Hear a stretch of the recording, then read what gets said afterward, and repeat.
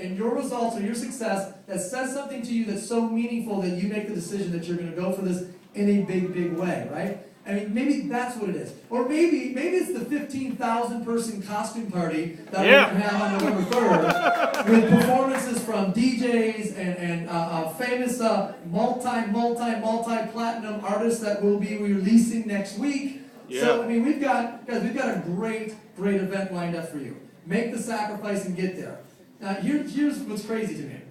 We all know, all of us in this room, that if I had a briefcase full of, let me see, 1,800 times 12, 18,000 plus 3,600, 21,000. If I had a briefcase full of $21,600 and I buried it in St. Louis and handed you the map and said, sorry, I can't pay for your gas. I can't pay for your hotel room. I can't, in fact, it's even going to cost you $59 for the treasure map. 59 bucks. How many of you guys would figure out the $59, the gas, and the hotel room to get to the $21,000 that's buried in St. Louis? We'd find a way, right? I mean, let's be real. And I know a lot of you guys are like, I'm not even raise my hand, that's such a dumb question. Yeah, obviously I would. So what's your point? Here's my point. There's no doubt in my mind, if you're in St. Louis, that you will know everything you need to know, feel everything you need to feel, hear everything you need to hear to become a regional director in our company. A regional director makes, on average, $21,000 a year, and they put a BMW in their driveway. So, why must you have a lottery mentality to make this decision? Why must you have a treasure map buried to make this decision? It is the treasure map. It's the National Success Training flyer that apparently they cannot locate.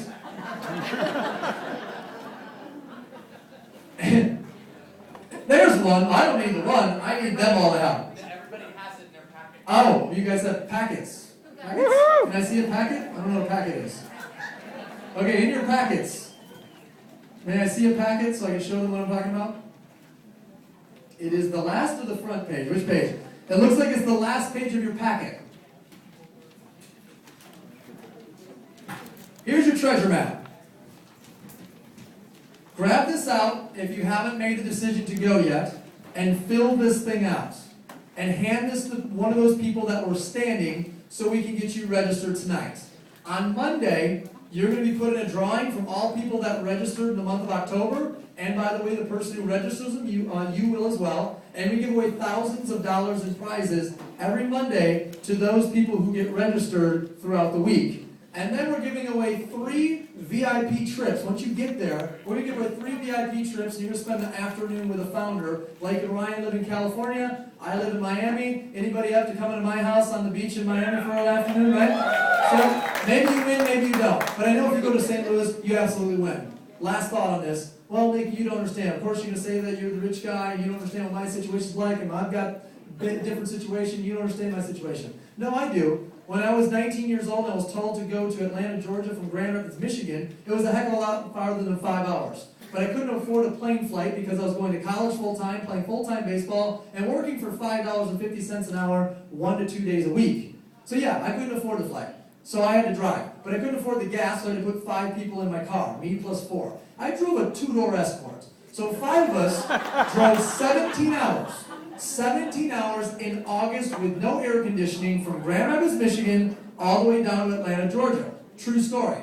On the way down, this is a dumb decision. What are we thinking? What a waste of time.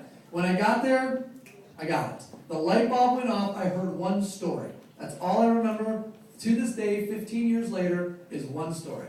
That one story was what I needed to hear to flip the switch, and it has been an absolute, just amazing life ever since that one story happened.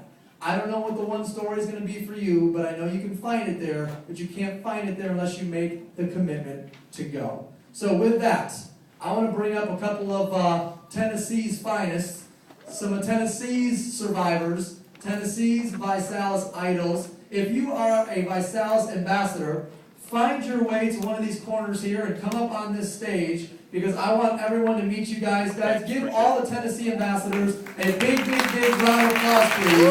Tennessee ambassadors, come up here. Brian, come up here. Come on up, guys.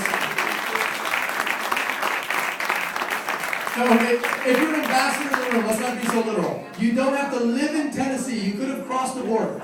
If you live somewhere in the U.S. or Canada and you're an ambassador by sales, and now you're Neil Belva with much bigger muscles than I'm used to, coming up to, this guy's been on the challenge, coming up to the stage, ambassadors, okay? Here's what I need on you guys. Go ahead and step into the light here, guys. Don't fall off stage. I need one sentence. The one sentence is going to be this. I used to be this, and now I'm this. And if the national event had any type of impact on that story, say a sentence about that. So it's 2 sentences. I used to be this, and now I'm this because of blank. Here you go. I used to be a broke musician, and before that I was a prescription pain addict due to a lot of surgeries, and my dad let me inspect wood stoves for his insurance company. And now I'm a one-star ambassador, and I've gotten totally out of debt, and I've never missed an event. You cannot miss an event.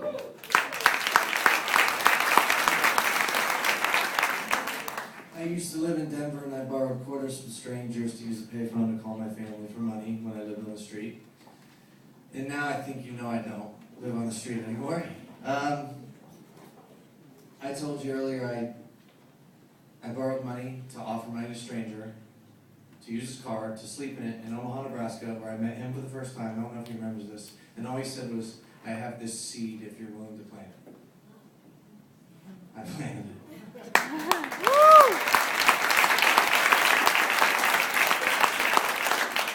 I used to be a registered nurse. Still am a registered nurse. I just don't work anymore. I'm a one-star ambassador. And the story I have about a national event was my very first. There was 2,000 people. And it was unbelievable. Went home, told my husband, you gotta go, you gotta go. The next one, he went with me, saying, I've seen all this. He's in pharmaceutical sales. I've seen all this before. I will not be impressed, I promise you.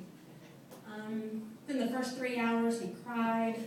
He was standing on the chair. Oh my God! So, completely changed our lives. So.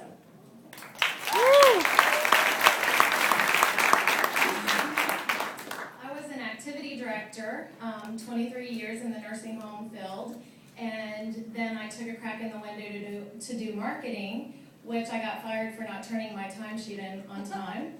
And now I'm a one-star ambassador, and I have never missed an event.